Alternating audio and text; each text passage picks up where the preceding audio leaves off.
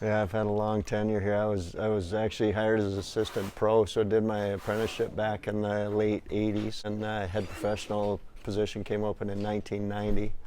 Moved up to the general manager's position in 2004. The Lethbridge Country Club was one of 5 original clubs that founded Alberta Golf, actually, or the Alberta Golf Association. So I think that started in 1912.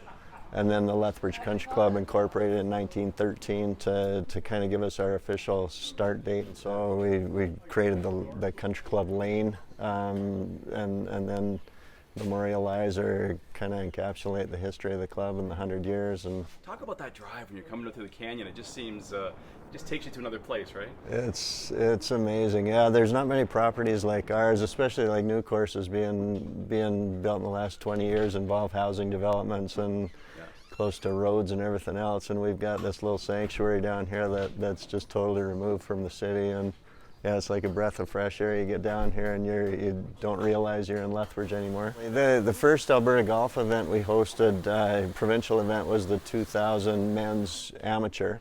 And Wes Heffernan was a champion that year, and so that was a great event for us. And then first national event was the 2012 Canadian Women's Championship.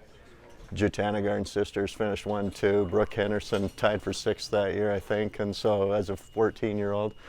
And I think there was 6 ladies that played in that tournament that are now on the LPGA Tour, so it was really cool. And then 2019 Canadian Junior Women's Championship too. So we actually host our own Ladies Open in the first weekend in June each year. And so we actually have many of the competitors here this week that we recognize because they come and play in our June tournament.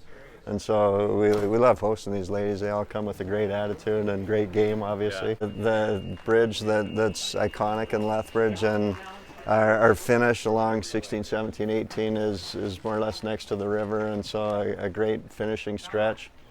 Very park-like on the front 9, we get up into the coulees on the back 9, so there's a lot of great vistas and challenge up there.